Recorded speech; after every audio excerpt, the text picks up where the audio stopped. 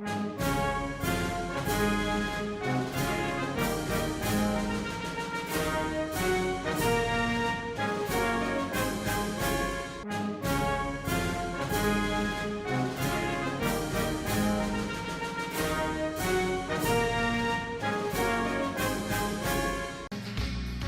me just tell you quickly our next presenter, our next speaker, our next freedom fighter comes to us from Oklahoma.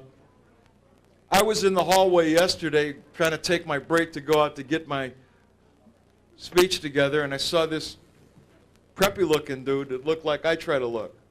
Had a blue blazer on and the gray slacks. I don't know if he had the penny loafers on or not, but had a little wire rim glasses. I said, look, one of my revolutionary anti-war friends that now has become a part of the establishment. And I said, hello there, because I have some of you, I just walk up and greet you and shake your hand. You say, oh, hi, I'm Richard Body here. He says, yeah, I'm Charles Key. I said, oh, you the dude from Oklahoma. He says, yeah. Charles Key? I said, Oklahoma City, huh? Do you know Lori Ann Horner? Friend of mine. She's a lobbyist and a legislator. He said, I not only know her, she lives a couple blocks from me. I just talked to her the other day. And you know the phrase, go, well, isn't it a small world? But Oklahoma ain't as big as Huntington Beach, so what I tell you, hey. He said, my name is Charles Key, and I'm a former legislator here. I was legislator for years in the state of Oklahoma, and the system got me. He didn't quite say it that way, but the summary effect of his system bit me in the butt. That's when people finally come, you know. Most of you people here, let me just get off track before I tell you about Charles. Most of you people in the room here voted in the last election, if you voted, for evil. And then had the audacity to say it out loud. Well, I voted for the lesser of two evils. You even had the audacity to say that. That's crazy. Don't do that anymore. Lesser of two evils. Darn, I can't figure that out. So Charles and I are talking, and he said, yeah, they bit me in the butt because I was the one that convened the grand jury to investigate the Oklahoma City bombings, and they just jumped all over me like a fly on manure, and it's been incredible. I said, yeah, now you know what it's like to be a brother for a couple months now, right? You know what I'm saying? See, it just jumped on you in your later years. So we became friends real quick because I know what that's like for people to mess with you just because you're doing something, you know what I mean? Like walking into the room. Oh, I don't like him. Hey, man, well, what's up with that?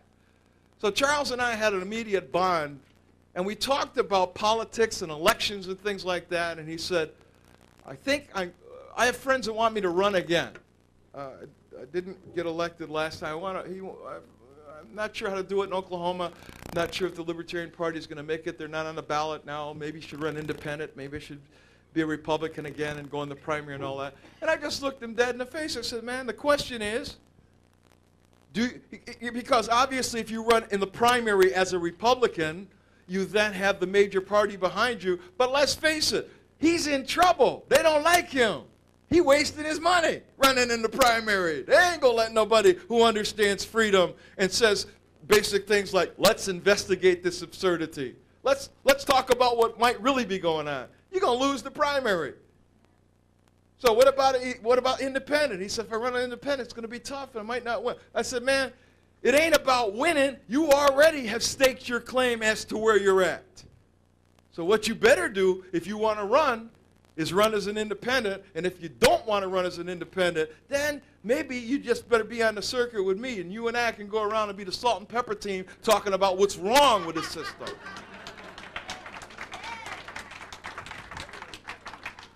Because that game is old, that game is dangerous, that game is outmoded, that game compromises people. So the bottom line is, I was so happy to meet Charles Key, and I'm so happy that Charles Key has taken the opportunity to come here to be with us, to share his story with us.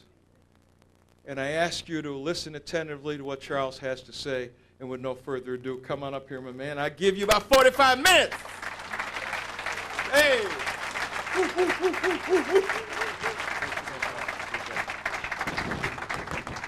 Thank you, Richard. I'm going to throw my whole speech away now. He's got me thinking about other things. I want to talk about other stuff. It really is a small world. And we did find out we have a lot of friends in common. And I'd heard about Richard, over the last year or two and was anxious to meet him, and I wanted to track him down. And I'm glad I did. And I'm glad to be here this weekend. I really appreciate Paimon inviting me to be here, and I appreciate you all being here and making it possible for this event to take place.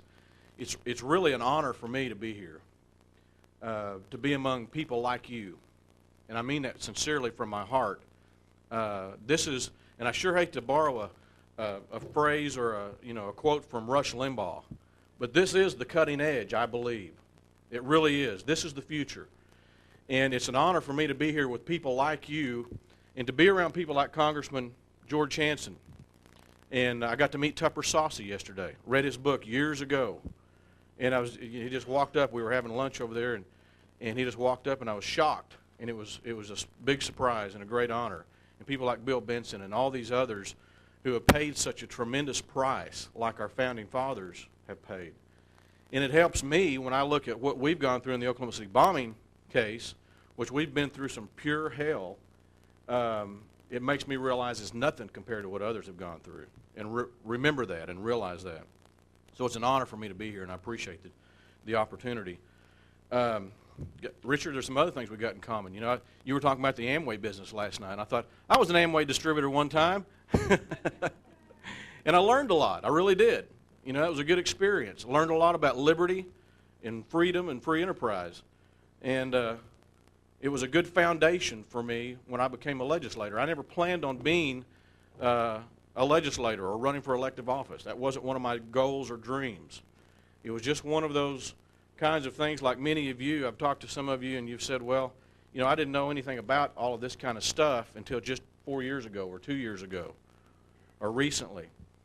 And I was fortunate that I had a real good foundation because of some people that I went to church with and knew over the years and grew up with their children. I had a real good foundation in the Constitution, in the history of our country, and liberty. And a lot of these other experiences were good for me, so that when someone asked me, when I started getting active in politics, helped a local candidate or two, and then got involved in the Republican Party back in Oklahoma, and then somebody eventually asked me, have you ever thought about running for the state legislature? And then eventually did that, and I lost the first time and won, the times after that, spent 12 years in the legislature. It was a really good foundation for me. And I'll never forget, I was thinking last night, hearing Richard and George and others speak, I was thinking back in my first year in the legislature, about 12 years or 14, however many years ago it's been, there was a legislator that was a second termer when I came in as a freshman. And he was one of the ones that was kind of one of my heroes, and some of us, we looked up to. And he's a libertarian. He's a patriot. And I remember being there as a freshman, you sit up on the back row and you watch everything that goes on. You need to sit back and watch and learn. And this guy would get up and talk about the UN and talk about the income tax and the money issue and things like this. He would bring this out on the House floor and in committees, and he would get ridiculed. He'd get attacked. I mean, just blatantly attacked. And it kind of had a positive and a negative effect on me, and I know it had a negative effect on most people, just like the experience in this bombing case. I've got some examples that I may share with you about other legislators, how they have been so affected by watching what they've done to me. It's really caused them to really want to shut up and lay low and just get reelected. But this guy's name was Mike Morris, and he didn't waste any time. His time in the legislature, he really, took it to him. And he was a good example. But I think he also helped me realize that some ways not to do things. And when I look back and think, how did I get involved in this Oklahoma bombing thing? As anyone would do in an experience like this, I look back and I think, there were some experiences that I had that were a foundation for me to be able to do what I've done at the right time and what many others have done in Oklahoma. So what I want to do, I don't have very much time, and this case has gotten so big that you can't cover it in 50 minutes. You probably can't cover it in 3 or 4 hours. And I know many people don't know a lot of the basic facts about the case. Many of you do. But Paymon wanted me to talk particularly about the grand jury and our efforts there and what kind of roadblocks we ran into. And what I'm going to do is first try to give you an overview and talk a little bit about the Oklahoma City bombing case, and then talk about specifically the grand jury. There are many unanswered questions. It would be very disappointing to me if the law enforcement agencies of the United States government have quit looking for answers in this Oklahoma bombing tragedy, end quote. Anybody know those who said that? No, it was actually Judge Mach, the judge that presided over both trials. You know, according to the federal prosecutors, who we've been doing battle with others, in addition to others in this case, their public statements, which I'm sure many probably haven't gotten out here in California. I hear from people all over the country.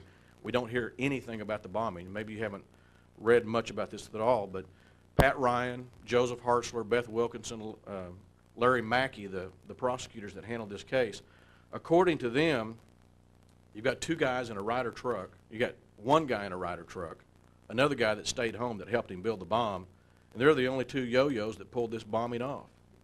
You know, nobody knew anything about it. They just bought some ammonium nitrate, mixed it up, and Tim McVeigh drove it down here and blew up a building. It's that simple and that easy. But if you were able to watch the trials, if you've been able to read much about this case, you'll know that these statements that the government has given and these prosecutors and some FBI agents have made are just plain lies. Plain lies.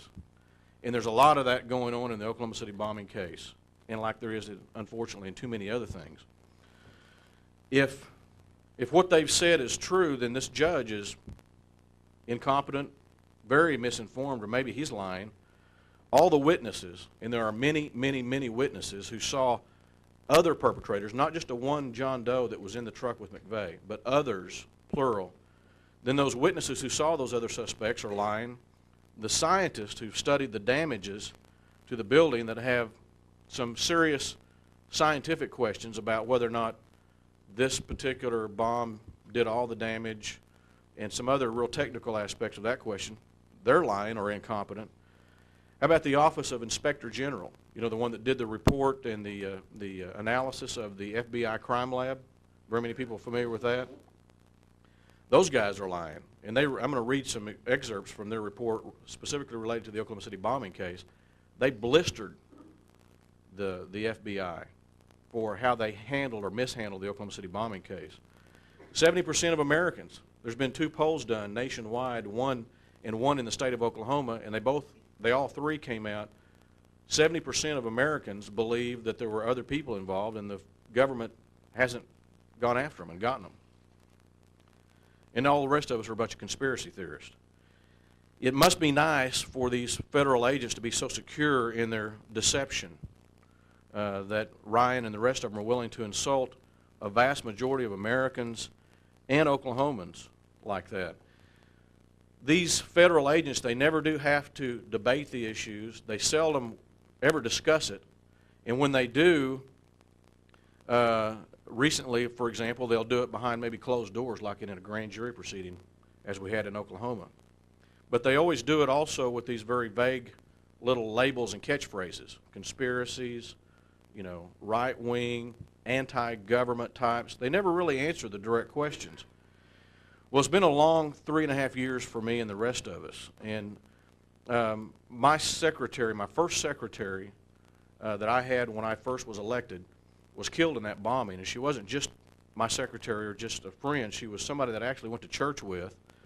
She was the sister of my minister, and who's also a good friend of mine at my church. Her whole family goes there, so we knew that family very well. She died in that bombing and left an 11-year-old son, an orphan. His father had died a year or two before that. So there are some bright spots along the way. Glenn Wilburn is one. Many of you may know who Glenn Wilburn is. Glenn Wilburn and his wife, Kathy, had 2 grandsons that died in the bombing, and their daughter, who was 22 at the time, her 2 sons are the ones that died. They were very outspoken about questions concerning the Oklahoma City bombing case, how it was handled, and what have you. And Glenn and his wife and these two ladies were courageous. Boy, they wouldn't step down to anybody. And if it weren't for them, I don't think we could have gotten as far as we have. But before Glenn passed away, and he died of cancer in July of '97, as a matter of fact, he died the morning that this grand jury in Oklahoma County was impaneled, and the first morning that they started taking testimony, I was the first witness. When I went in there, he died that morning. Talk about an emotional event and timing and what have you. He asked me, to promise that we would continue to fight for the truth and find out what the truth is, and we promised him that we would do that. And we're still fighting for it. The government said that all of the answers would come out in the 2 trials. Does anybody remember hearing that? All these answers. And I remember in the first year or so after the bombing occurred and I became real public and others, and we started working together, we had numerous press conferences. I'm sure a lot of them didn't get to the West Coast here, but the media would often ask me a question, or ask Glenn or others a question, and say, well, why are you doing this? When are you going to give up? Aren't all these questions going to be answered when the trials occur in Denver? And we had very good reasons and answers to those questions. I mean, even at that time, before the federal indictments were issued in August of '95, it was increasingly becoming very obvious that they were taking a sharp turn in another direction in regards to various aspects of this case. And we would even stop and ask ourselves from time to time, is what we're seeing really a good picture of what's going on, or are we just seeing it from a slanted point of view for some reason? And when those federal indictments were led in August of '95, it was kind of like a slap in the face, like I'm sure many of you have experienced when you've gone up against the government in some way, or some of the other men that are speakers here, and the Bill Bensons and the Hansons and many others, is when you see something happen and you see government use its authority or not misuse its authority, it's kind of a wake-up call, even though you know it's coming and it actually happens. And we knew then in August, the first week in August, that they really were not going after these other perpetrators. And Glenn and his wife and his family and the great majority of the approximately 500 survivors and victims and family members of those victims and survivors want those other perpetrators to be caught. They're not satisfied with just getting 1 or 2 guys that may or may not have been part of this thing.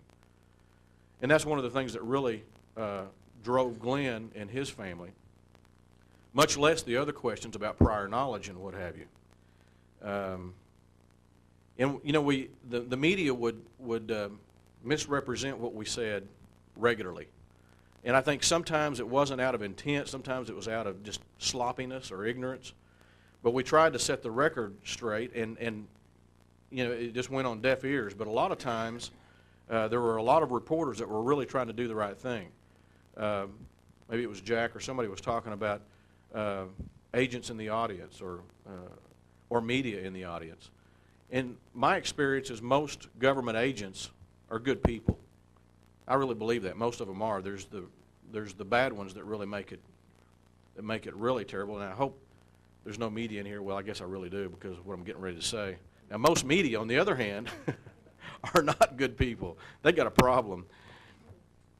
In the media, it's the exception when you find somebody that really wants to do the right thing. And when they do it, boy, do they get stung. We had one guy in Oklahoma City that reported in '95, there was the NBC affiliate was reporting about these other perpetrators. And there were 2 reporters there, and fortunately they had the support of their station manager and the news director, and they were really giving the government some grief and going after the truth. And so another reporter with the CBS affiliate ran a similar story, and he got canned immediately. He's gone. He was out of there. So my hat's off to anybody, of course, like all of us feel, anybody that will stand up for the truth and do the right thing, especially when they're in the media, which is not very often. But as time went by, we had most of the people, and I still believe most people in Oklahoma, are still on our side on this thing, so to speak. They still agree with us. They think like we do. But you had, you know, 2 or 3 politicians, like the governor of the state, Frank Keating, who is almost a lifetime federal agent, worked for the FBI, worked for the Treasury Department overseeing the ATF and DEA and others like that, was a U.S. attorney for a period of time. Now he's our governor. And so you know what kind of position he took. And the Attorney General eventually got involved in this thing. I'll tell a little bit more about that later. And our district attorney, Bob Macy, is a real crafty politician. He's real good about giving lip service to being in support of whatever you're in support of or you want, but then doing something very different behind the scenes. What happened with the trials in Denver is truth and justice were not on trial.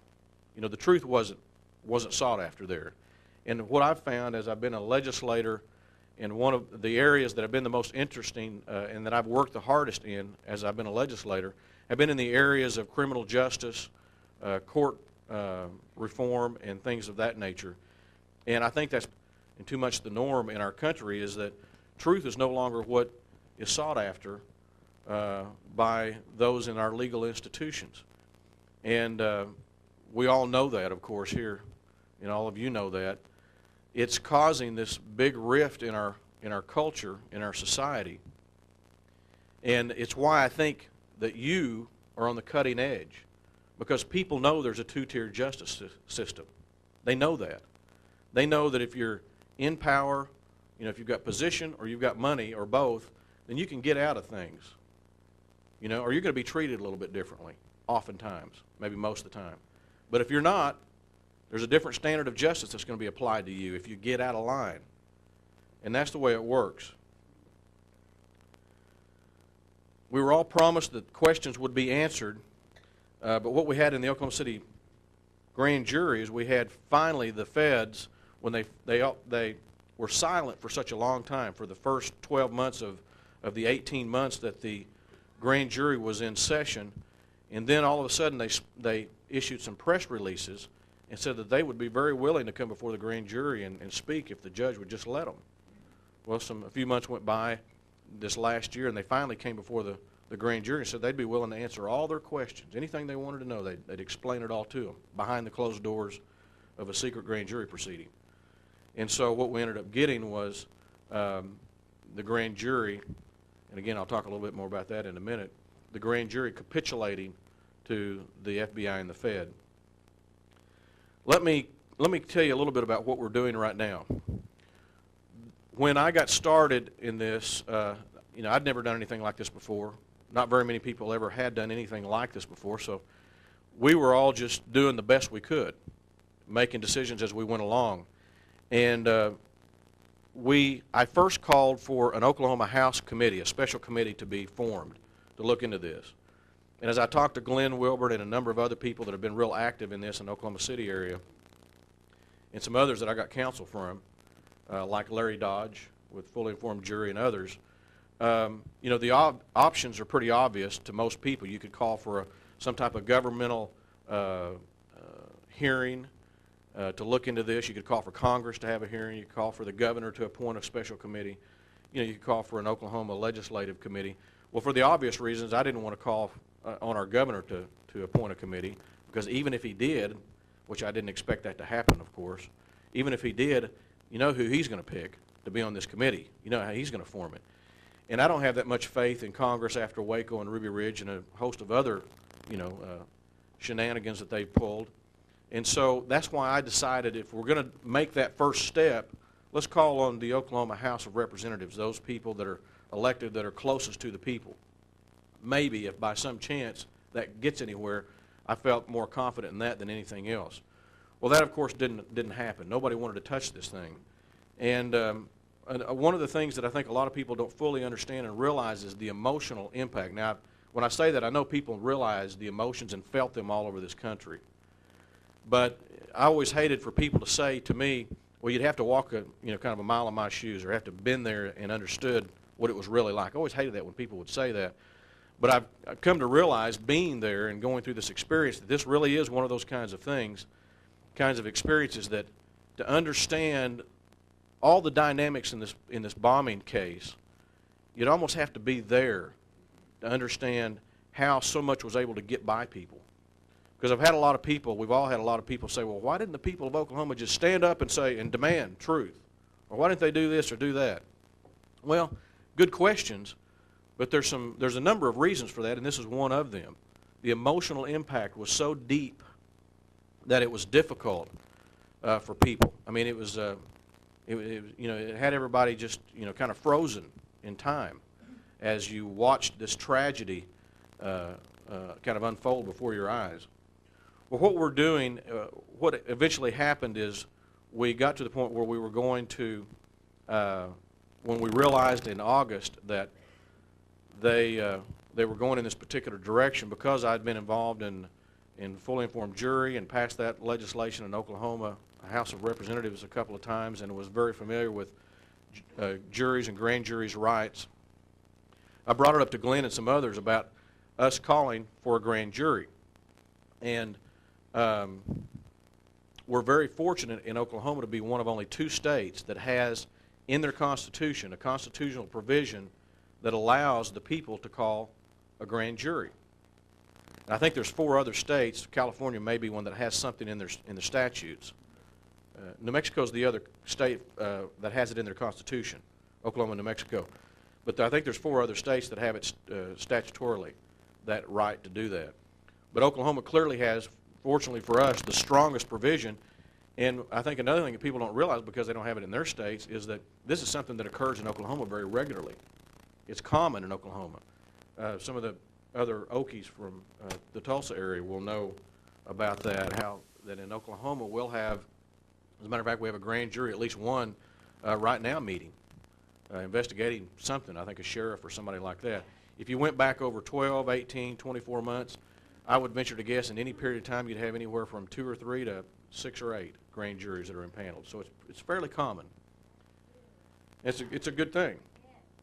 Well, we started looking into that, and as time went on, we decided to, of course, pursue that. But that hasn't been our only pursuit. We never did go into this thinking that we would just pursue that, and somehow this grand jury would be impaneled, and they would do the right thing, and they'd kind of buck up against the feds and investigate this thing and issue indictments or a report based on the findings. I mean, we knew the reality of how the game would be played and the chances that for those people to be able to do their job, if you could even get the right people on the grand jury, or at least a few right people, the odds were against us. But again, we felt like it was the right process to go through. So one of the other goals that we've had, and something we've been working on for over a year, is to issue our own report. This committee that I formed that's been come to be known as the Oklahoma Bombing Investigation Committee. And we're working on that. We're about 30 days from releasing that report. It's going to be very extensive. It's going to document the history up to this point in time of the Oklahoma City bombing case in relation to the public record in the media, also the record in regard to the trials, and including also interviews that we've done with witnesses and experts like General Ben Parton and a number of others that we've been working with that have submitted their findings. And I can tell you that the report, the section that's going to include parts about the trials will be that section alone will be very eye-opening to people. What came out in those trials. I know you didn't get coverage about it. Nobody did in this country. If one can take, and when you get our report, you'll be able to do it in summary form. When you take the transcripts from both of those trials, it should be, and to people in this audience, it will be shocking. It will be shocking to you when you see what happened in that case. And you'll wonder how they got a conviction, at least a death penalty of McVeigh. And you'll wonder how they convicted Terry Nichols. Now, I'm not up here as an advocate for Tim McVeigh and Terry Nichols' innocence. But when you look at the case that they presented, they didn't have the evidence. Or at least in the McVeigh case, it was very, very weak. They were lucky they got a death penalty. And the only way they got convictions on these guys was by using and playing this emotional card really hard, like it's never been played before, in a way that's never been used. you might know that they had a big screen TV in the courtroom. And they also, in the jury booth, every juror had a monitor of their own sitting right in front of them, each one of them. And they would show graphic pictures of victims, and then have follow up with a family member or someone like that, who understandably and very rightly so would be sobbing in tears. And so that's the kind of case, generally speaking, they put on. It was very, very weak. It was almost non-existent in some areas, and it affected how those jurors voted, we believe. Well, I just got a message. I got 10 minutes. I can't believe I've talked that long already. I've got too much material to handle. Basically, what we're going to do is submit this report soon, and I would strongly suggest that you try to get a hold of that report.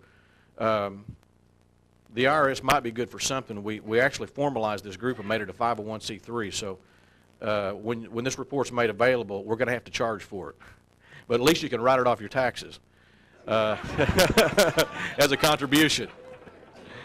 So let me give you a website for those of you that have a pencil. We've got a website. Some of you have been there and looked at it. It's called, of course, www.okcbombing.org, O-R-G.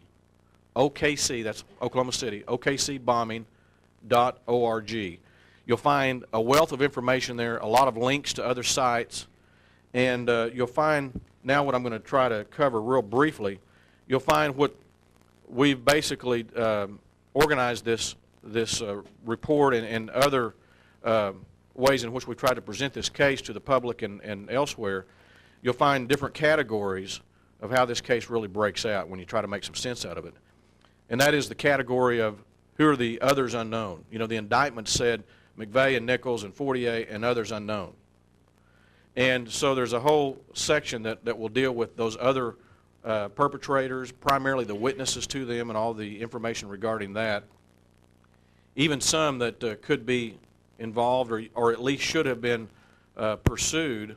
And so that's one category. The second category is prior knowledge. You know, did the government have any prior knowledge? That's one that's gotten blown way out of proportion.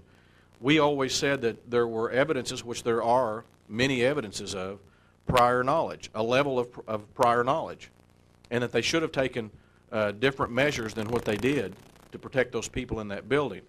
Now, what the media has done, and others, and our opponents, the politicians, have come out and said that Representative Charles Key, today said, Representative Charles Key, who thinks the government blew the building up, said blah, blah, blah, blah, blah. And so they kept perpetuating that in the media. And then you'd have Keating or Edmondson or some of these other people that would say things like, and the media is real bad about doing this, when they'd come to us whenever there was some issue, like some issue with the trial or the case would pop up, and they'd come to all the different parties that were involved in this, and they'd come up to, to me and Glenn and others, and they would ask us the questions first, and then they'd go to the governor, the attorney general, the prosecutors, and others. And then after they've got questions that they ask us, and they've got our answers, and then they go to the others, and they say, well, here's what they said. What do you say?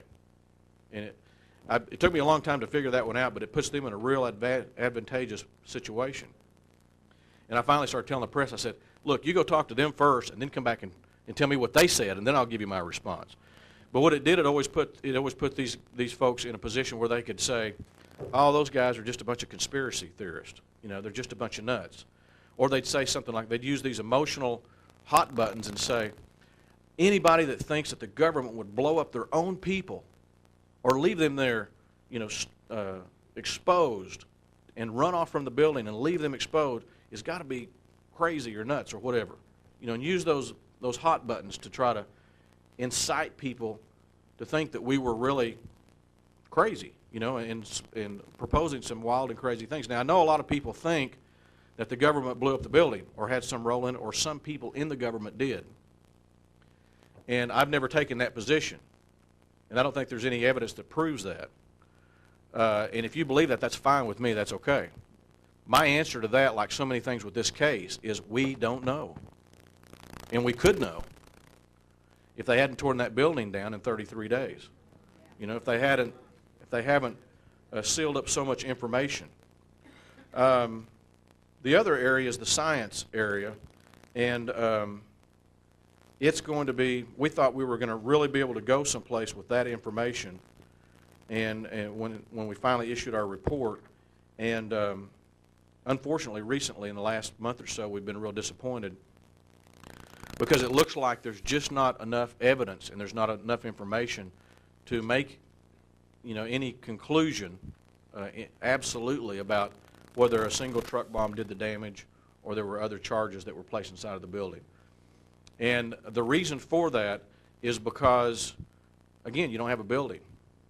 And not only do you not have a building, and as I referred to the trial transcripts, if you look at that, the forensic evidence is lacking to a degree that you can't find out. They didn't handle the evidence even before they took the building down appropriately. Now, let me read to you from the Inspector General's report. The U.S. Office, and this is all going to be quotes, I'm going to read real quickly, to let you know what they think of the FBI crime lab and how they handled the evidence that they submitted in court in regard to the Oklahoma City bombing case. The U.S. Office of Inspector General also debunked the ANFO theory in their report on the way agents, particularly Agent Dave Williams and the FBI crime lab, handled this case. The agents were severely scolded for their sloppy work. Now here are the quotes from the report. Now these are the Inspector General's words. His opinion as to the velocity of detonation of the main charge was unjustifiable. His statement of the velocity of detonation of ANFO was incomplete. His categorical identification of the main charge as ANFO was inappropriate. His estimate of the weight of the main charge was too specific and based in part on improper grounds. His conclusion as to the containers for the main charge was unjustifiably categorical. His categorical identification of the initiator for the booster, all of this alleged, just put alleged in all this, was improper. His conclusions concerning a non-electric detonator, the fuse, and the time delay was scientifically insupportable. His conclusions were not supported by the contents of the report, and he included some AE dictation in a selective way or confusing way. Again, continuing to quote, these errors were all tilted, this is what they said, these errors were all tilted in such a way as to incriminate the defendants. We are troubled that the opinions in Williams' report may have been tailored to conform to the evidence associated with the defendants. We conclude that Williams failed to present an objective, unbiased, competent report, end quote. Since I have a little bit of time left, let me tell you a little bit about the grand jury problems that we had.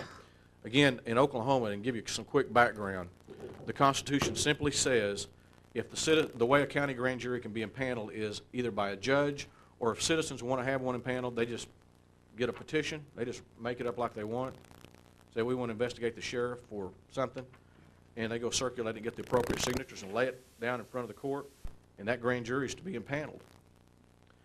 Well, as you've learned here in this seminar, and as many of you know, oftentimes a constitutional right or mandate gets in conflict with some statutory language that gets passed by legislatures from time to time.